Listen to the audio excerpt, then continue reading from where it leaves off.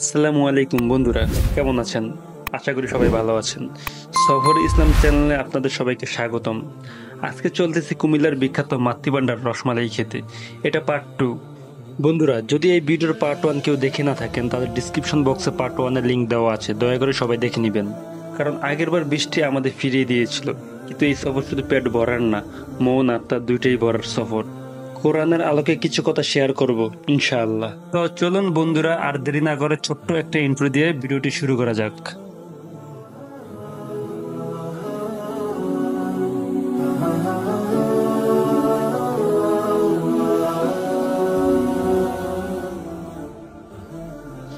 দেখো বন্ধুরা, আল্লাহ আমাদের জন্য কত সুন্দর নিয়ামত দিয়েছেন। আকাশ, গাছ, নদী সবকিছু আল্লাহর নিদর্শন। আল্লাহ তাআলা বলেন, তোমরা কি দেখো না আল্লাহ আকাশ থেকে পানি বর্ষণ করেন এবং এর মাধ্যমে পৃথিবীকে সবুজ করে দেন। বন্ধুরা, আজকে যেমন এই সফর করতে পারতেছি, শ্বাস নিতে পারতেছি, এগুলো সবই আল্লাহর দান। আমরা খেতে যাচ্ছি রসমালাই, কিন্তু ভোলা যাবে না আল্লাহই আমাদের রিজিকের মালিক। গতবার বৃষ্টির জন্য আমরা খেতে পারিনি, এটা কিন্তু একটা শিক্ষা। আল্লাহ বলেন, নিশ্চয়ই আমি তোমাদের পরীক্ষা করব কিছুটা ভয়, ক্ষুধা, ধন সম্পদ ও ফসলের ক্ষতিসহ বিভিন্ন কষ্ট দিয়ে, আর ধৈর্যশীলদের সুসংবাদ দাও। তাই এই দুনিয়ার সফরে সবকিছুই পরীক্ষা। কখনো আমরা পাবো, কখনো পাবো না, ধৈর্য ধরা লাগবে। আজকে যদি রসমালাই পাই আলহামদুলিল্লাহ, না পেলে সেটাও আল্লাহর ইচ্ছা, আলহামদুলিল্লাহ। বন্ধুরা, আল্লাহর কুদরতে আজকে আমরা পৌঁছে যাব। আগের বারের থেকে শিখলাম, সময় হলে আল্লাহ নিজেই আমাদেরকে রিজিক পৌঁছে দেন। আল্লাহ বলেন, তিনিই তোমাদেরকে আকাশ ও জমিন থেকে রিজিক দান করেন। তাই রসমালাই খাওয়ার আগে আমাদের মুখ থেকে আলহামদুলিল্লাহ বের হওয়া উচিত। বন্ধুরা, রসমালাই শুধু জিভের স্বাদ না, এটা আসলে আল্লাহর রহমতের ছোট্ট নিদর্শন। তুমি একটা রসমালাই খেয়ে আনন্দ পাও, কিন্তু চিন্তা করো জান্নাতে এরকম কত রকমের নিয়ামত অপেক্ষা করতেছি। আল্লাহ বলেন, সেই জান্নাতের নিদর্শন যা চোখ দেখে নাই, কান শোনে নাই, মনে ধারণাও করে নাই। এই দুনিয়ার ছোট ছোট স্বাদে যদি এত সুন্দর হয়, জান্নাতের স্বাদ কেমন হবে ভাবো তো বন্ধুরা। বন্ধুরা, আমরা অনেক সময় আল্লাহর দেওয়া নেয়ামতের কদর করি না। এগুলো সবই আল্লাহর পক্ষ থেকে দান। কোরআনে বলা হয়েছে, যদি তোমরা আল্লাহর নিয়ামত গুনে গুনে হিসাব করতে চাও, তোমরা পারবে না। তাই কৃতজ্ঞ থাকা আমাদের মুসলিম হিসেবে দায়িত্ব। সফরের মজা আছে, কিন্তু শিক্ষা থাকলে সেটাই আসল সফর। বন্ধুরা দেখো, আমরা যখন এই পথে চলতেছি, ডানে বামে গাছ, মাঠ, পাখির ডাক, এ সবই আল্লাহর সৃষ্টি। আল্লাহ তাআলা বলেন, নিশ্চয় আকাশ মণ্ডলী ও পৃথিবীর সৃষ্টিতে রাত ও দিনের পরিবর্তনে নিদর্শন রয়েছে বুদ্ধিমানদের জন্য। আমরা শুধু সামনে তাকাই, অথচ চারপাশে আল্লাহর কত নিদর্শন। শুধু খাবার খেতে গিয়েও আমরা ইবাদতের মনোভাব নিতে পারি।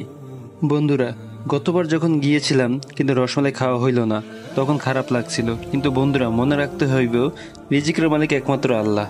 আল্লাহ বলেন, তোমাদের রিজিক আল্লাহর জিম্মায়, যেমন তোমাদের মৃত্যু নির্ধারিত। তখন মনে হয়েছিল আল্লাহ আমাদের ধৈর্য শিখাইতেছেন। আজকে আবার যাওয়ার সুযোগ দিয়েছে, তাই কৃতজ্ঞ হওয়া লাগবে। বন্ধুরা, কুমিল্লার মাতৃভান্ডার রসমালাইয়ের কথা সবাই জানে, কিন্তু মনে রাখা লাগবে আসল স্বাদ আছে আল্লাহর দেয়া বরকতে। কোরআনে বলা হয়েছে, তিনিই তোমাদের জন্য আকাশ থেকে পানি বর্ষণ করেন, যা দিয়ে তোমাদের খাওয়ার ফসল উৎপন্ন করেন। তাই রসমালাই হোক, পানি হোক, সবকিছু আল্লাহর দান। বন্ধুরা, একটা মজার কথা বলি। রাসূল সাল্লাল্লাহু আলাইহি ওয়াসাল্লাম বলেছেন, যে ব্যক্তি খাবারের উপর আলহামদুলিল্লাহ বলে, তার জন্য জান্নাতে নতুন একটি গাছ লাগানো হয়। তাই বন্ধুরা, আজকে শুধু রসমালাই খাবো না, বরং আল্লাহর শুকরিয়া আদায় করব। জান্নাতের গাছও লাগাইতেছে ইনশাল্লাহ। তোমরা বলবা তো আলহামদুলিল্লাহ?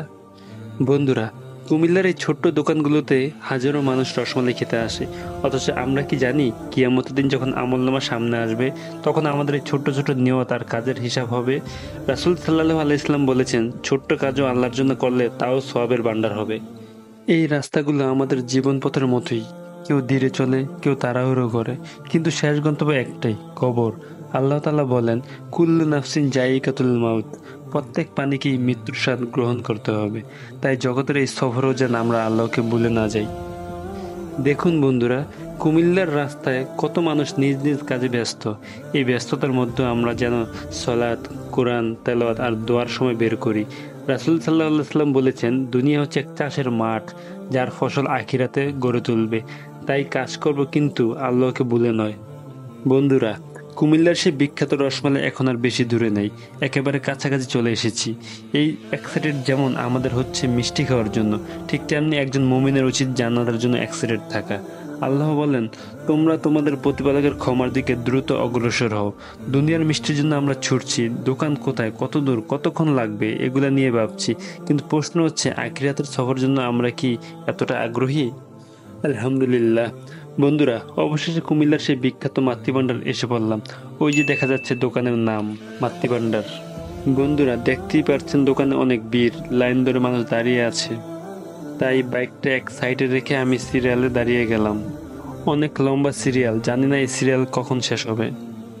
বন্ধুরা, দেখতেছো কিভাবে সিরিয়ালে দাঁড়িয়ে আছি অসহায়ের মতো। মনে হচ্ছে এখন রসমালাই খাওয়ার জন্য আগে ধৈর্য পরীক্ষা দিয়ে ছাড়বে, কিন্তু বন্ধুরা এই সিরিয়ালে দাঁড়ানো আমাদের জন্য একটা বড় শিক্ষা।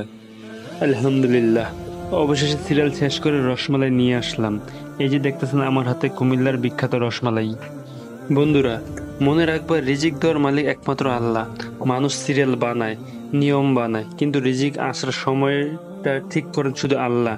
কোরআনে বলা হয়েছে, তোমরা যদি কৃতজ্ঞ হও আমি তোমাদের জন্য অবশ্যই আরো বৃদ্ধি করব।